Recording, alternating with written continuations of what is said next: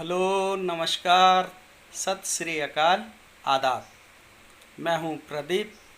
NWM life style improvement centre से मैं आपसे बात कर रहा हूं, यानी NWM जीवन शैली उत्थान केंद्र।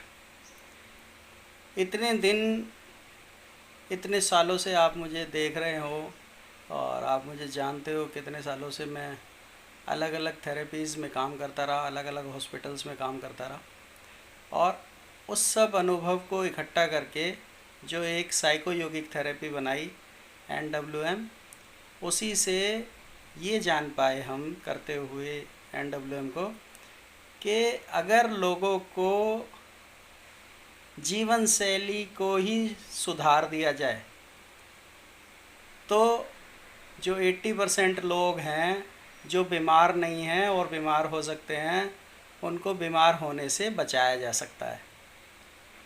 तो करना क्या है?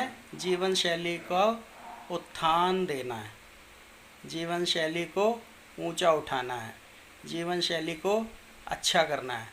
क्योंकि जो आजकल आप जितनी भी बीमारियां देखते हैं उन सबको लाइफ स्टाइल डिजीज़ कहते हैं। यानी ये बीमारियां जो आई हैं ये हमारे जीवन शैली में आई हुई कमियों की वजह से आई हुई हैं। बहुत बड़ा कारण है तनाव।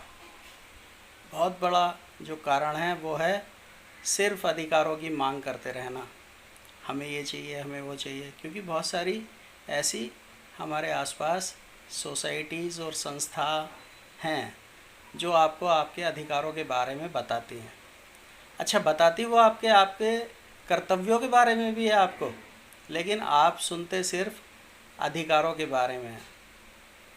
तो क्या होता है कि लोग अपने जीवन में जो हैप्पी स्टोरीज़ होती हैं उनको तो भूलने लगता है, और जो सैड स्टोरीज़ हैं उनको याद रखता है और अपने आप को विक्टिम दिखाता है, अपने आप को सताया हुआ दिखाता है, और यहीं से परेशानियां शुरू हो जाती हैं। तो होना ये चाहिए कि जो ये सैड स्टोरीज़ हैं, सैड स्टोरीज़ भी हमें मोटिवेट करने वाली होनी चाहिए। जैसे किसी एक साहब से मैं मिला तो उन्होंने मुझे बताया कि उनके रिश्तेदारों ने उनके माँ बाप की सारी जायदाद को हड़प लिया हिस्सों के नाम पे। बहनों ने भी अपने हिस्से ले लिए, भाइयों ने भी अपने हिस्से ले लिए, इवन माँ ने भी हिस्सा ले लिया।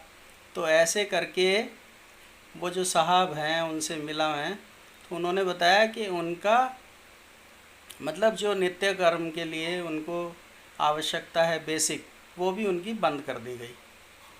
लेकिन अब वो जिनके साथ ऐसा हुआ, एक तो तरीका ये था कि वो उस दुख में हमेशा डूबे रहते, लेकिन उन्होंने उसे मोटिवेशन समझा। अच्छा, जब कभी ऐसी बात होती है तो कोई जब गलत करता है तो गलती किस में निकालता है? जिसके साथ गलत किया है।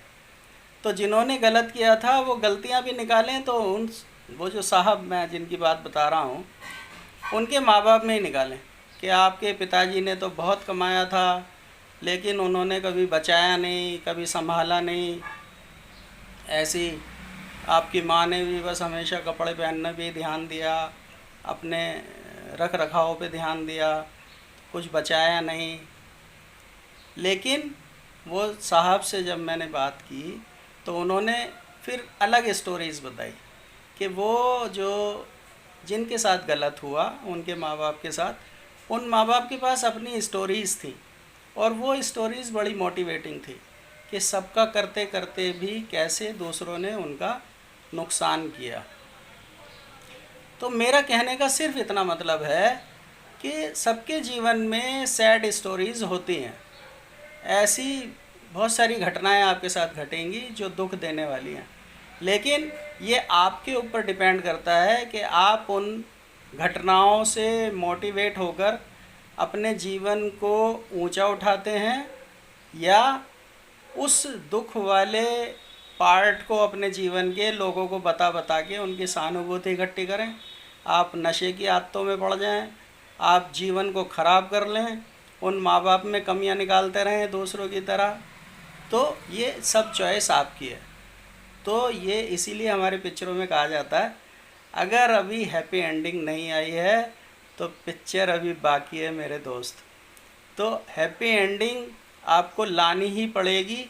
कोशिश करिए कि उन सैड स्टोरीज़ को अपना स्टेपिंग स्टोन बनाओ और फिर उन्हें दिखाओ, जैसे उन साहब ने दिखाया।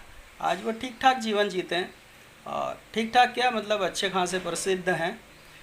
तो ऐसा ही हम सबको करना चाहिए।